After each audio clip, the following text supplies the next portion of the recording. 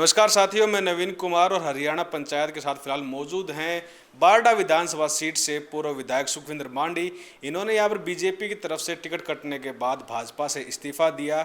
इससे पहले यहां पर बीजेपी के लिए किसान मोर्चा के अध्यक्ष रहे और उन्होंने कल ही यहां पर कांग्रेस पार्टी ज्वाइन की है। इनसे जरूर जानें कि कांग्रेस पार्टी ज्वाइन करने के पीछे का क्या कुछ कारण रहा और बीजेपी के लिए कितना बड़ा घाटा इस बार इस विधानसभा सीट पर करने वाले हैं। भाई नमस्कार। जी नमस्कार, सभी साथियों को भी नमस्कार। क्या कुछ मैं कारण रहा? मैं पहले आपको नवीन थोड़ा दुरुस्त कर दूं। मैंने भारतीय जनता पार्टी को टिकट कटने के कारण नहीं छोड़ा है। मैंने भारतीय जनता पार्टी को एक सामान्य कार्यकर्ता की अनदेखी करने के कारण उनसे अपने आप को दूर किया है। तो ये सामान्य कार्यकर्ता की अनदेखी कितनी महंगी पड़ेगी बीजेपी को? देखिए, ये तो समय बताएगा और मैं कोई भविष्य कहता नहीं हूँ। आज मैं अपने गम को थोड़ा बहुत भूल सकता हूँ, परंतु आप ये देखिए, जिन्होंने इस भारतीय जनता पार्टी रूपी पेड़ को लगाने का काम किया, रामविलास शर्मा जी, और किस प्रकार से उनको आंसू बहाने पे इस भाजपा ने मजबूर कर दिया। ये पीड़ा सभी हरियाणा प्रदेश के कार्यकर्ताओं को रही और आज इस प्रकार की जो परिस्थितियां जो बनी हैं, उन परिस्थितियों के अंदर ये तय हो चुका है कि भारतीय जनता पार्टी अब वो कार्यकर्ता आधारित पार्टी या फिर कार्यकर्ता की पहचान और कार्यकर्ता के स्वाभिमान के लड़ाई लड़ने वाली पार्टी नहीं बची है। क्या कारण लगता है इस चीज़ के पीछे? देखिए, अब क्या नयापन भाजपा के लोग सोचते हैं या जो शीर्ष नेतृत्व है, क्योंकि सामान्य कार्यकर्ता के नाते तो इस तरह की बातें तय करना ये संभव नहीं है, लेकिन जो शीर्ष नेतृत्व है उसने क्या सोचा होगा, किस तरह की रणनीति के तहत वो चले होंगे। परंतु एक बात तय है कि जब नींव कमज़ोर हो जाती है तो ऊपर चाहे वो कितने ही माले की बिल्डिंग बना लो, वो धराशायी एक समय पे होती है। और ये नींव कमज़ोर करने का काम जो लोग भी इसमें शामिल हैं उन लोगों ने किया है। आपको लगता है कि कुछ बड़े नेताओं का हाथ रहा इस चीज़ के पीछे कि आपको टिकट नहीं मिल पाया, इतनी लंबी मेहनत के बाद आप यहाँ से विधायक भी रहे, क्या उन्होंने जनता के मूड को नहीं परखा? देखिए, अब मैं उनके ऊपर टीका टिप्पणी करूं, उनको छोड़ के आ गया हूं, यही उनके लिए बड़ी सज़ा है। और मेरे जैसा कार्यकर्ता जो शुरुआत की पार्टी ही मेरी तो ये भारतीय जनता पार्टी थी, 21 साल की करीब उम्र थी उस वक्त मैंने ज्वाइन किया था और 18 साल इसमें निकाले हैं। आज 39 साल उम्र हुई है। प्रदेश में भी संगठन के नाते आप किसी कार्यकर्ता से मेरे बारे में पूछ के देखेंगे तो बहुत अच्छे प्रयास हमने किसान मोर्चा उस वक्त मैंने जिम्मेवारी ली जब ये जितने बड़े नेता भाजपा के हैं ये सारे सारे घर में दुबके हुए थे। उस वक्त मैंने इस बात को स्वीकार किया और ये जिम्मेवारी मुझे दी गई और पूरे हरियाणा प्रदेश के 22 के 22 ज़िलों में ऐसा कोई कोना नहीं होगा किसान मोर्चा के नाते मैंने छूने का काम ना किया हो। और मेरे जैसे कार्यकर्ता जो सरल स्वभाव से और बहुत सौम्यता से मैं लोगों के बीच में रहता हूँ, तो मेरे जैसे कार्यकर्ता के साथ भी अगर इतना बड़ा छल कर सकते हैं तो ये सामान्य कार्यकर्ता को क्या समझेंगे। आप हरियाणा में सरपंचों के मुद्दे को लेकर बड़े मुखर थे। सरपंचों की जो मांग थी उसको बार बार आप कह रहे थे। आपने पीछे जब लोकसभा चुनाव के दौरान इंटरव्यू दिया था, तो क्या वो भी एक कारण लगता है कि आप सरपंचों के साथ खड़े थे, उसकी वजह से पार्टी को ये लगा हो कि ये कहीं बगावत ना कर दे या फिर हमारा साथ ना छोड़ दे? देखिए, मेरी एक शैली रही है और मेरी क्या मेरे परिवार की रही है, क्योंकि हम हो सकता है हमारे पास रुपया पैसा ये तो जिस घर में जन्म ले लेते हैं और पेरेंटल प्रॉपर्टी क्या है उसके अनुसार हो जाए, लेकिन हमें जो एक ताकत जो दी गई है वो यहाँ की जनता ने दी है। और जनता इसलिए हमारी 3 पीढ़ियों के साथ खड़ी हुई। देखिए, आप 1952 से लेके अगर देखेंगे तो बहुत सारे नवीन जी ऐसे परिवार होंगे जो कभी ना कभी यहाँ राजनीतिक तौर पे लोगों ने उनका साथ दिया होगा, विधायक बने होंगे, परंतु ऐसा कोई परिवार इस ज़िले के अंदर नहीं है कि जिसको 3 पीढ़ियाँ जिनकी यहाँ से लोगों ने चुन के भेजी है। तो इतना लंबा टेन्योर 70 साल का, तो वो लोगों की एक ताकत है और लोगों ने इसलिए ताकत बख्शी है हमें कि हम उनके अच्छे बुरे में लीक से अलग हट के चलने का मादा रखते हैं। 2016 में जब जाट आंदोलन हुआ उस वक्त 90 विधायकों में से मैं इकलौता विधायक ऐसा था जो सबसे पहले उस जाट आंदोलन के अंदर आके और समाज के लोगों के साथ खड़ा होने का मैंने काम किया था। उसके बाद किसान आंदोलन के दौरान भी हमारे लगातार कैंपिंग रही। कोई एक शब्द भी ऐसा नहीं था जिसमें मैंने इस आंदोलन के अंदर जो हमारे किसान भाई बहन बैठे थे उनसे अलग हट के कहा और हर बार यही बात कि इन लोगों की बात सुनी जाए। और अभी जो सरपंचों का था उसमें मेरा बहुत स्पष्ट तौर पे मैंने सरकार को कह दिया था, सरकार के मुखिया को कह दिया था कि 2014 के बाद हमने ही इनकी लिमिट बढ़ाई थी और आज आप ये लिमिट इनकी कम कर रहे हो, तो ये तर्कसंगत नहीं है। सरपंच अपने आप संवैधानिक ताकत रखते हैं, उनका अधिकार है कि गांव के विकास के लिए वो लोग अपने हिसाब से चीज़ें करें और उनको जितनी ज़्यादा सहूलियत आप देंगे। पंचायती राज एक्ट के अनुसार हरियाणा प्रदेश में अगर देखा जाए तो 10% भी लागू नहीं है, तो यहाँ रोक के बांध के रखने का काम हरियाणा प्रदेश में सरपंचों को, पंचायतों को किया जाता है। तो उसके अंदर भी उनको और ज़्यादा ताकत देने की आवश्यकता है क्योंकि उनको भी लोगों ने चुना है। तो ये सीधी बात थी कि मेरा उनको ये कहना था कि आप लोग ये फैसला करोगे, नुकसान भी उठाओगे और उसके बाद आप लोगों को रिवर्ट भी इस पे करना पड़ेगा। ऐसा कर लिया उन्होंने। अब वापस से ये सारी चीज़ें करनी पड़ी हैं, तो अब क्या देखना। संज्ञा देंगे इस चीज़ को? देखिए, अब संज्ञा क्या, उस टाइम मैं उनके साथ था भाई, अब मेरा ज़्यादा इसमें बोलना ठीक नहीं है, लेकिन इतना ज़रूर है कि या तो मनोहर लाल जी ने जो फैसले किए वो गलत थे क्योंकि नायब जी पलट रहे हैं उनको। तो अब नायब जी और मनोहर जी को दोनों को बिठाना चाहिए आपने और बैठा के पूछना चाहिए कौन सही था 10 साल तक और किसने गलतियां की 10 साल तक। ये इन दोनों लोगों से बात करके जनता को ज़रूर पता होना चाहिए कि जनता ने 10 साल तक जो शासन के लिए भाजपा को शासन सौंपा इस हरियाणा प्रदेश का, तो 10 साल वो क्यों भुगते, गलतियां किसकी थी, ये लोगों के सामने जगजाहिर होना चाहिए।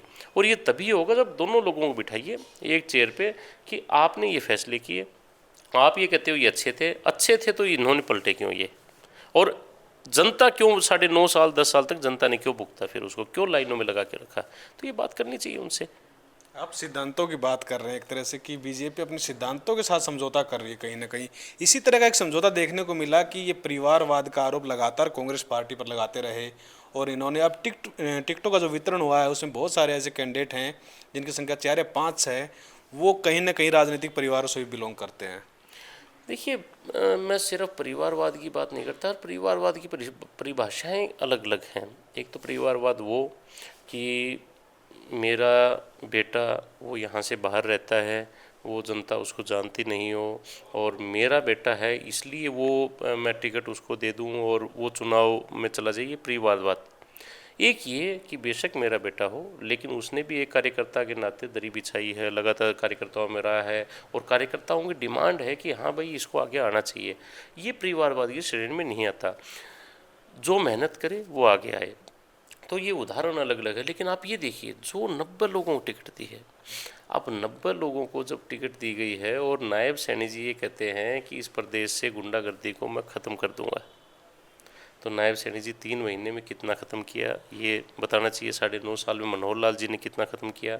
और आप ये देखिए टिकट किन लोगों को दी गई है, हिस्ट्री सीटर लोगों को टिकट देने का काम भाजपा ने किया है। कौन कौन से नेता हैं ऐसे? देखिए, व्यक्तिगत पत्रकार हैं, आप ढूंढिए।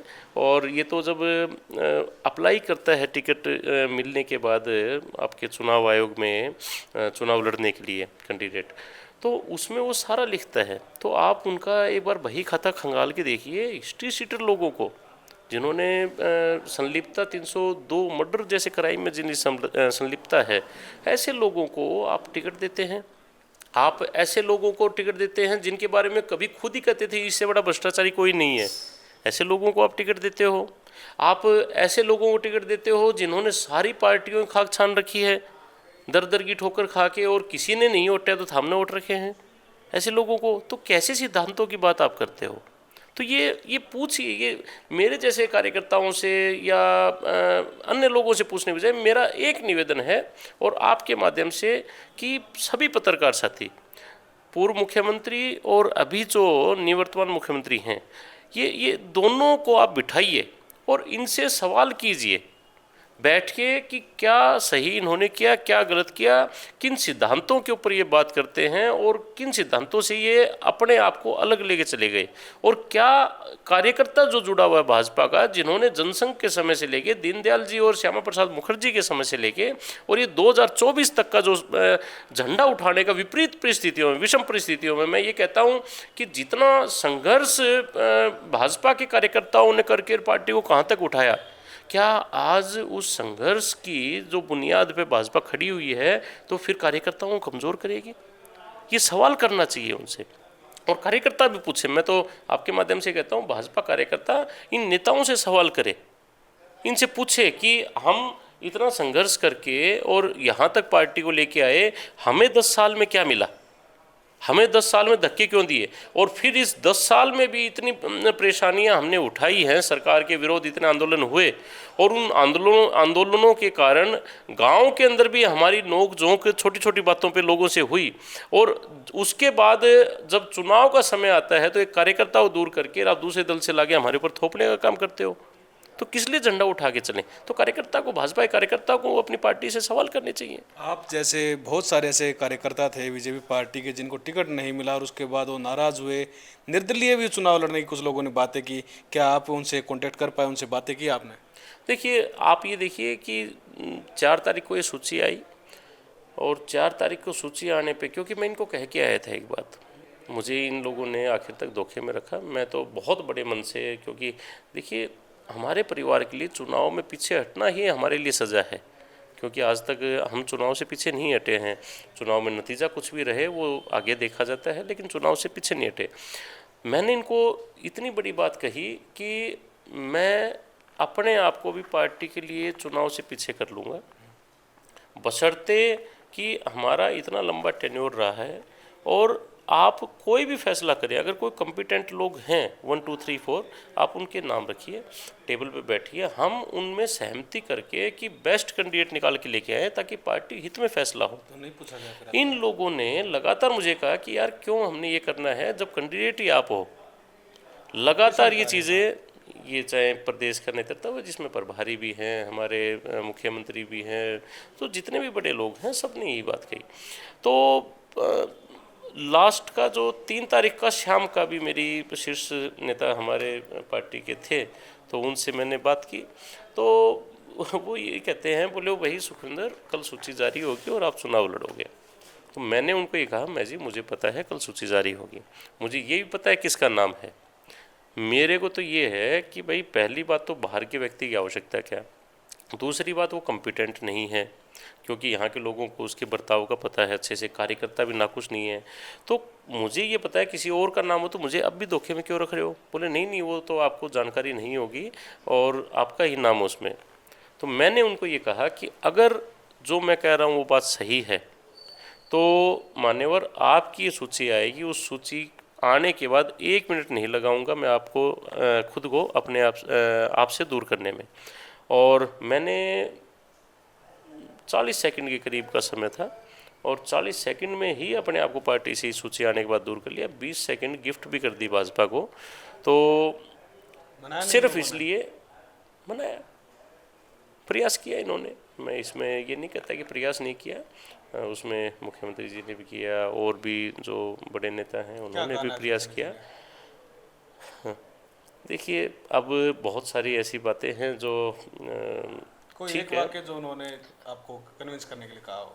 नहीं, उनका तो यही कि आप आइए, जो हो गया वो हो गया, जो भी बातें कही जाती है, लेकिन मैं चलिए उस बात में नहीं आना चाहता। मेरी ना आदत रही है व्यक्तिगत टिप्पणियां करने की, लेकिन मैं तो ये कहता हूँ कि कन्विंस करने की कोशिश की। मैंने एक ही बात कही, मैं भी, अगर आप प्रदेश के जितने बड़े नेता हैं आप सब ये कह रहे हैं कि हमने आपके लिए प्रयास किया, तो उसके बावजूद भी अगर मेरी टिकट नहीं होती है तो फिर तो मुझे बिल्कुल भी नहीं रहना चाहिए, क्योंकि आप सब लोग कमज़ोर हैं और आप कमज़ोर हैं और कमज़ोर लोगों के साथ मैं रह के क्या करूँगा फिर।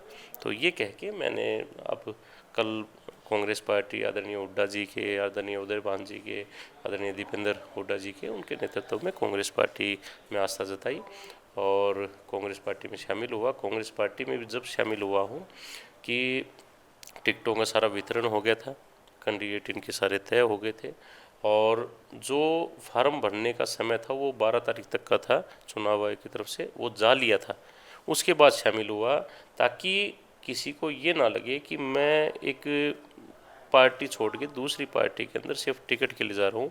मैं आज कांग्रेस के अंदर भी सामान्य कार्यकर्ता की भूमिका में गया हूँ और कांग्रेस पार्टी जैसा, देखिए टिकट मांगना सबका अधिकार है, सबकी इच्छा होती है, तो उस अधिकार के नाते मैं भी समय आने के ऊपर ये मांग कांग्रेस पार्टी के सामने रख सकता हूँ, परंतु एक कार्यकर्ता की भूमिका में हूँ जहाँ उनको ठीक लगेगा। इतना ही कह के आया हूँ कि कोई बात मुझसे छुपाई ना जाए, जो भी बात हो मुझे क्लियर बता दिया जाए तो एक व्यक्ति अपने मन को समझा लेता है। आप जैसे कह रहे हैं कि आप और आपका परिवार कभी चुनाव से नहीं भागे, तो फिर निर्दलीय लड़ने का फैसला क्यों नहीं लिया आपने? मैंने इसीलिए नहीं लिया कि क्योंकि कार्यकर्ता उनकी भावना भी ये थी कि हम चुनाव के अंदर जाएं। मैंने उनको एक ही बात कही सभी कार्यकर्ताओं को, मैं भारतीय जनता पार्टी से अलग सिर्फ टिकट के लिए नहीं हुआ। मैं भारतीय जनता पार्टी के अंदर एक परिवार के नाते से अपने आप को एक सदस्य मानता था, लेकिन परिवार के अंदर जो सदस्य अपने आप को मानता हो और उसकी अनदेखी की जाए तो ये स्वाभिमान को चोट पहुंचाने जैसा था। तो मैं इसलिए इससे अलग होता हूं और अगला फैसला क्या करेंगे, चुनाव के अंदर हम नहीं जाएंगे और हम अगला फैसला क्या करेंगे सब कार्यकर्ताओं से पूछ कर आगे चलेंगे। तो सबकी इच्छा ये थी कि हम कांग्रेस पार्टी के अंदर जाएं और सम्मानपूर्वक कांग्रेस पार्टी ने हमें कल सदस्यता ग्रहण करवाई है, तो भविष्य में भी इस रास्ते पर चलेंगे। कांग्रेस की तरफ से बारडा के लिए टिकट वितरण कैसा रहा? क्योंकि कहीं ना कहीं आमजन के अंदर इस बात का रोष है कि बाहरी कैंडिडेट को टिकट दिया गया है, तो इस पर क्या कुछ देख रहे हैं आप? देखिए, बाहरी कौन नहीं है देखा जाए तो, अगर मेरा गांव मांडी एरिया है, लेकिन ये कहा जाता है कि मेरी गोत्र शौरान है, तो हमारा निकास पहले भी अरला से, उससे पहले हम सिद्धनुआ से आए हैं, उससे पहले अगर कहें तो और आगे राजस्थान से हमारा निकास रहा है। तो बाहरी और अंदर का जिक्र नहीं। बाहरी का मतलब क्या था कि हमारे यहाँ पीछे नैना चौटाला जी रही और नैना चौटाला जी को इसलिए बाहरी कैंडिडेट कहा गया था कि उनका सिरसा जिला लगता है और सिरसा और यहाँ का 300 किलोमीटर की दूरी है। यहाँ सोमवीर कागड़वास जी को जो टिकट मिली है वो हमारा लाड गांव आखिरी है और लाड से निकलते ही 2-2.5 किलोमीटर के अंदर आपका गागड़वास गांव आ जाता है। दूसरा, आपस में एक लोहारू, बारडा और आपका दादरी, ये सारी एक मिली जुली है। अगर आप दादरी के कैंडिडेट की बात करो, ये भी तो हमारे बारडा चन्नानी गाँव से हैं। मनीषा सांगवान जी? नहीं, आपके भाजपा के भाजपा के नेता। भाजपा के जो कैंडिडेट हैं दादरी के, सतपाल सांगवान जी चंदेनी गांव से हैं। तो ये दादरी, बारडा, लोहारू, ये भिवानी जो हमारा जिला था नहीं, आपस में मिला हुआ है। तो यहाँ किसी प्रकार का बाहरी का नहीं, और बाहरी का वो लोग विरोध कर रहे हैं जो पिछली बार जब मैं चुनाव लड़ रहा था, मैं यहाँ इकलौता ऐसा कैंडिडेट था जो इस विधानसभा से था। नैना चौटाला जी, उस टाइम रणवीर महिंद्रा जी मेरे सामने चुनाव लड़ रहे थे, दोनों के दोनों इस विधानसभा से संबंध नहीं रखते थे, परंतु उस वक्त मेरे को छोड़ के और जो आज लोग सोमवीर गागड़वास को बाहरी कह रहे हैं, वो लोग नैना चौटाला के गोदियों में जाके बैठे थे और आज वही लोग इस प्रकार की बातें फैलाने का काम कर रहे हैं। परंतु ये चीज़ें चलने की नहीं है। लोगों का मन है कि कांग्रेस पार्टी की जो सरकार आने जा रही है और उस सरकार के साथ अपने आप को हम जोड़ें। तो और सोमवीर सांगवान जी हम इतने लंबे समय से जानते हैं उनको, सोई बंसीलाल जी के दामाद भी हैं और एक साधारण किसान की तरह रहते हैं और आप अगर मिलेंगे तो बहुत सिंपल से आदमी हैं। तो उनके लिए इस तरह की कोई बात कहना भी किस गलत तरह है। सहयोग करेंगे सोमवीर सोराण जी का आप अपने विधानसभा सीट पर? देखिए, सोमवीर जी कुछ रोड मैप तैयार किया है? जी जी जी, देखिए जैसे अब कैंडिडेट तो हैं आपके सोमवीर सिंह जी, और सोमवीर जी का अपना एक अनुभव है राजनीति का, उनका चुनाव लड़ने का अपना तरीका है। मेरी कल भी बात हुई थी, परसों भी बात हुई थी उनसे, तो मैंने उनको एक ही बात कही कि अब नेतृत्व आप कर रहे हैं, नेता आप हैं, आज कांग्रेस पार्टी के हम कार्यकर्ता हैं सब, और आपके नेतृत्व में आपको जिस शैली में ये लगे कि जहां हमारा आप बेस्ट ले सकते हैं, तो वहाँ आप लोग हमारी जिम्मेवारी लगाइए और हम भी अपनी तरफ से बेस्ट कितना दे सकते हैं वो हम अपना प्रयास उसमें करें। तो अभी हमारी कल एक बैठक है 4 बजे बारडा के अंदर, और उस बैठक के अंदर सब लोग मिलके और कैसे आगे रचना बनानी है, कैसे चलना है। तो शायद सोमवीर जी के आज कार्यक्रम यहाँ शुरू हो गए होंगे, आज मेरा कुछ गाँव के मेरे कार्यक्रम भी हैं, और कल हम बैठ के भविष्य में आगे आने वाले 20 दिन का जो रोड मैप है वो सब साथी मिलकर तय कर लेंगे और उसी अनुरूप सब चलेंगे। एक लास्ट सवाल, सोरान फैक्टर कैसे काम करेगा इधर? देखिए, बात शोरान सागवान फोगाट इसकी नहीं है, मैं बहुत स्पष्ट बता देता हूँ, और ये कभी चीज़ें चलती भी नहीं है, कभी नहीं चलती। और जब चुनाव कोई व्यक्ति लड़ता है, जब वो जीत दर्ज करता है, तो आप ये स्पष्ट मान के चलिए कि किसी एक गोत्र के कारण, किसी एक गांव के कारण, किसी एक जाति के कारण वो जीत के आ जाए, ऐसा संभव नहीं होता, कभी नहीं होता। आपकी जीत के अंदर आप जीत तभी दर्ज करवाओगे जब सभी जातियों का पूर्णतः समायोजन आपके अंदर हो, वो पूरी तरह समाहित आपके अंदर हो, समस्त गांव की हिस्सेदारी उसमें हो। कोई एक गांव भी अगर ये कह दे कि हम तो इस कैंडिडेट को नहीं देते, तो भी फर्क आ जाता है। और फिर आपका जो है गोत्र का, सभी गोत्र का इसमें योगदान हो तो ही कोई व्यक्ति जीत सकता है। एक गोत्र से, एक गांव से, एक जाति से कोई व्यक्ति आज तक नहीं जीत सकता है।